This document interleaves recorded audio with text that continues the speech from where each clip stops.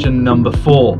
Okay, we have some recapping to do now. We've already had 3 questions. So, first of all, how do your business objectives line up with your digital marketing objectives? So, this is all about finding out from your digital marketer how what they're doing is in line with your business objectives, your strategy, and your sales process as well.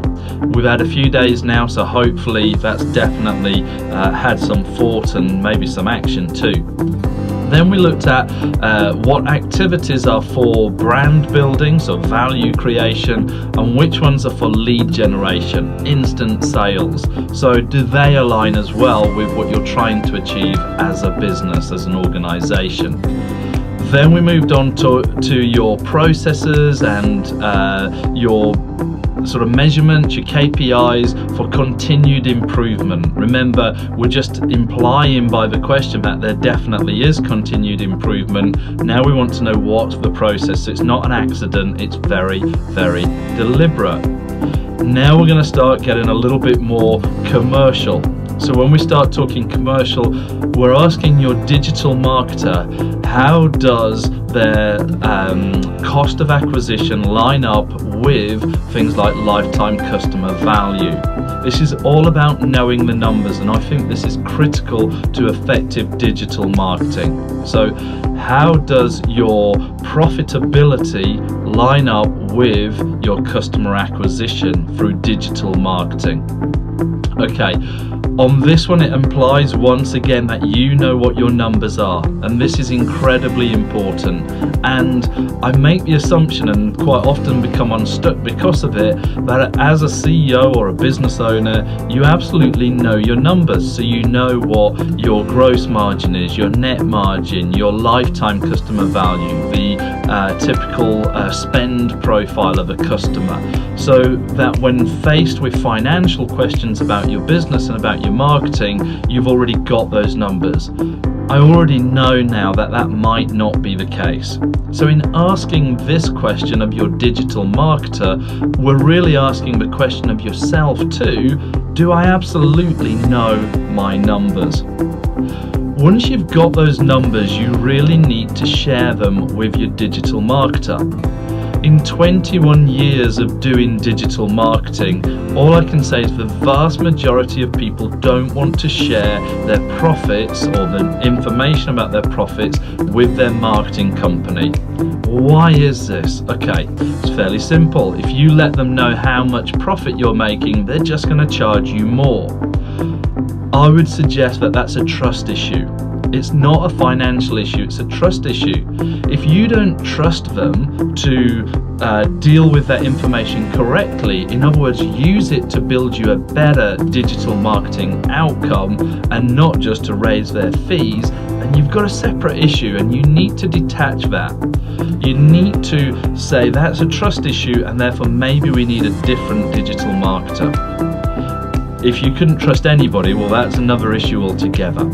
I'm going to assume for the rest of this question that you want to play straight and that you're happy to share that information with people that can improve your business as a result of knowing your key numbers. Okay. So, assuming you've got those numbers, you need to share them, as we've said, with your digital marketer. They need to understand what the lifetime customer value is, and they need to understand the spend profile. The reason they need to understand the spend profile is they can come up with all sorts of campaigns for you that are very profitable for you as a business, but they run out of cash because your lifetime customer value you might not realize for a couple of years, it could be. So if we think of a mobile phone, when you walk into the shop, you walk out and you only spent £40, which is that mum's phone contract. But of course, over time, the phone contract becomes profitable. Not the day you walk out with a brand new phone and you've only paid £40. So they understand the spend profile of when the money comes in against when the costs go out, and they understand ultimately the lifetime value. In the same way for your organization, you need to know those numbers, you need to share those numbers, and your digital marketer then needs to come up with a plan based upon those numbers. Typically, you're going to be expecting a return on investment. It's marketing, that's what marketing does. In order to provide a return on investment, the digital marketer needs to understand what that means to you. They need to understand how many customers it takes to generate X of income. Now, having shared those numbers with your digital marketer, you shouldn't need to be spoon-feeding them any further. They should come back and they should be able to suggest to you what they think you will get in terms of acquisition cost and therefore ROI. Remember that with this, they're making their best guess based upon the data that they have. So this is a moving target, sadly, but very quickly they should be able to identify targets and know whether the digital marketing is working towards that target or not. So in recapping, know your numbers yourself.